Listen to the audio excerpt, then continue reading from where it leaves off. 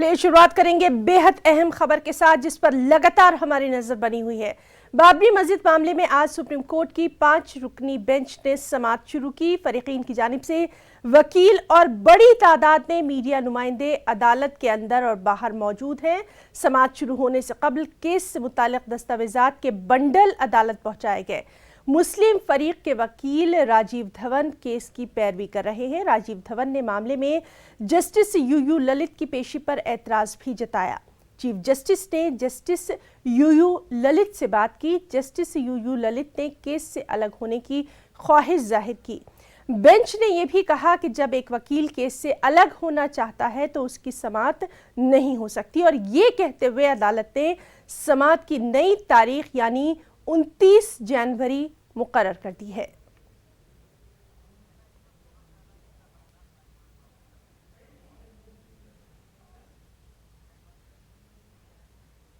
और चलिए सीधे अपडेट के लिए एक बार फिर से रुख करेंगे हमारे साथी खुर्रम शहजाद का, जो कि लगातार इस अहम मामले पर अपनी नजर बनाए हुए हैं। खुर्रम, सबसे अहम बात 29 जनवरी की तारीख आई है, उसके अलावा क्या कुछ और खास?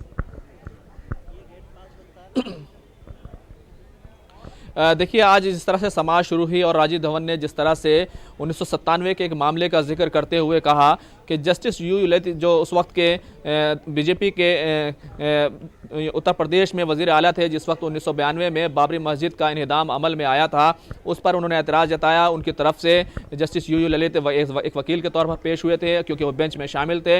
हालांकि राजीव धवन ने बाद में चीफ जस्टिस को सॉरी भी बोला कि उन्होंने कहा कि वो सिर्फ इस मामले से सुप्रीम कोर्ट की बेंच को, सुप्रीम कोर्ट को आगाह कराना चाहते हैं। जिसके बाद चीफ जस्टिस ने जस्टिस यूयू ललित से बात की और उसके बाद जस्टिस यूयू ललित ने बेंच से अलग होने का फैसला किया। तो नई बेंच अब बनेगी दोबारा से, क्योंकि 5 रुकनी बेंच ही होती है या 3 रुकनी बेंच होती है, जिसके बाद केस सुना जाता है। तो अब 29 जनवरी को उससे पहले एक बेंच बन जाएगी, उसके बाद यह सुनवाई होगी।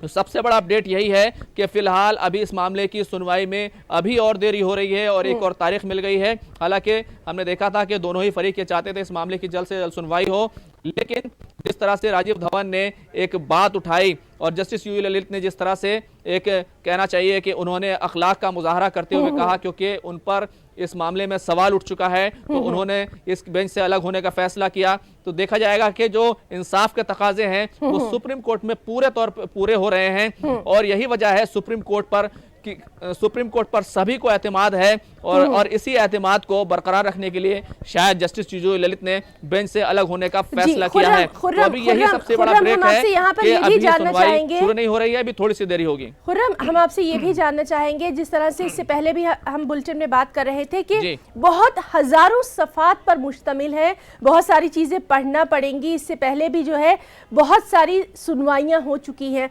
आज का जरा बराह रास्त मंजर हमारे नाज़रीन को बताइए, क्योंकि हमने ये देखा कि बहुत सारे दस्तावेजात जो है उनके बंडल के बंडल कोर्ट में आए हैं।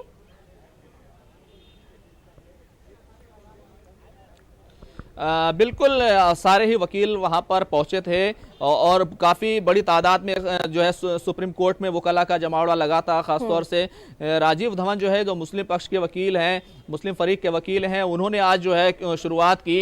लेकिन एक बात और भी हमें समझनी चाहिए कि उन्होंने शुरुआत इस वजह से की क्योंकि सुन्नी सेंट्रल वक्फ बोर्ड जो पहला अपीलेंट है इस पूरे मामले में, वो जो है क्योंकि इसमें उनकी तरफ से जो कहना चाहिए आर्गूमेंट्स की शुरुआत होनी थी, तो आज उन्हीं की तरफ से आर्गूमेंट की शुरुआत हुई और पहला आर्गूमेंट जो बड़ा आया वो जस्टिस यूयू ललित को लेकर के आया, और उसके बाद जो है ये सुनवाई टालनी पड़ी क्योंकि 5 जजों की बेंच है, कॉन्स्टिट्यूशनल बेंच है। उसके बाद जो है देखना होगा अब कौन जो है बेंच में शामिल किया जाएगा। एक नई बेंच आएगी और कहना चाहिए, मानना चाहिए कि चीफ जस्टिस ऑफ इंडिया जो है रंजन गोगोई हैं, वो एक बार फिर एडमिनिस्ट्रेटिव डिसीजन के जरिए से एक बेंच तय करेंगे। 29 जनवरी से पहले ये तय हो जाएगा और उसके बाद ही जो है इस मामले की सुनवाई शुरू होगी।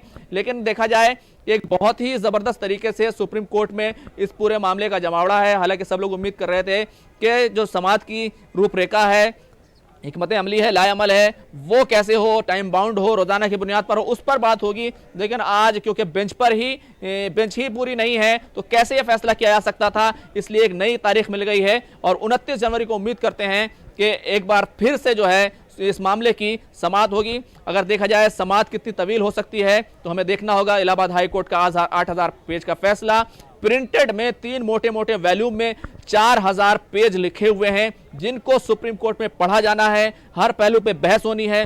इस पूरे मामले में 14 जो फरीक हैं वो सुप्रीम कोर्ट गए हैं।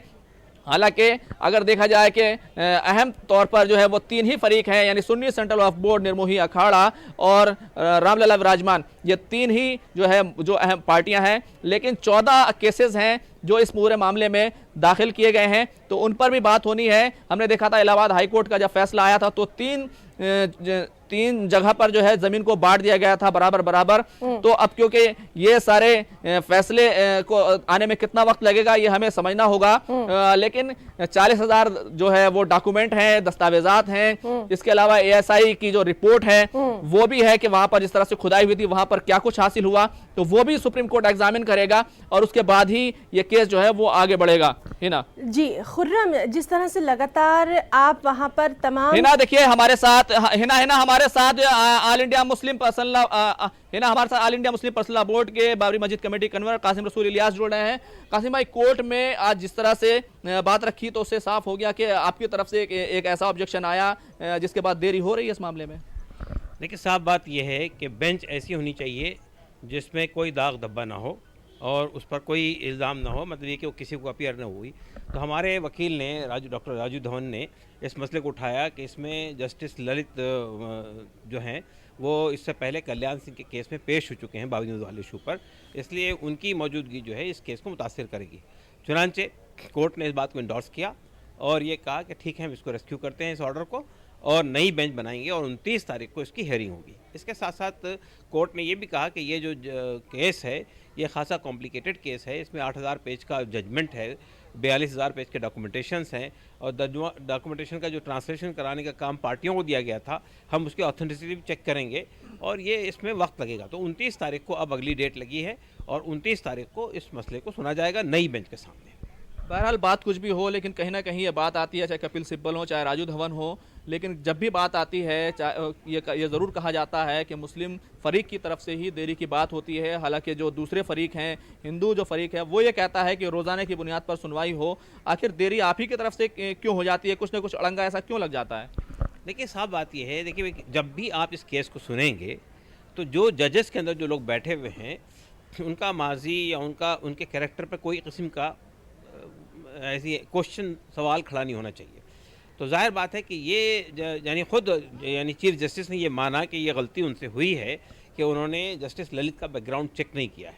तो ये बिल्कुल यानी इंसाफ की और जस्टिस की ये बुनियादी बात है कि जो बेंच बैठी हो उस बेंच के अंदर जो लोग हों शामिल, वो लोग सही लोग हों और उन पर किसी किस्म का सवाल नहीं खड़ा होना चाहिए। तो हमारे तरफ देर होने की क्या बात है भाई? हम तो ये बात कह रहे हैं कि ये निष्पक्ष बेंच होनी चाहिए जिसके सामने ये मसला पेश हो ताकि सही फैसला हो सके। तो ये कोई ऐसी बात नहीं थी कि हमने देरी करने की कोशिश की। जाहिर बात है कि देरी हो रही होने दीजिए, लेकिन इंसाफ होना चाहिए इस केस के अंदर, हमारा मानना ये है। और इस बात की जल्दी किस बात की है? आपको 50 साल से आप इस केस को सुन रहे हैं, अगर 2-4 साल और लग जाएंगे तो उसमें क्या फ़र्क पड़ जाएगा? कोई आसमान ज़मीन पर नहीं आ जाएगा। मुझे ये भी बताइए कि बड़े बड़े बंडल आप लोग लेकर के गए थे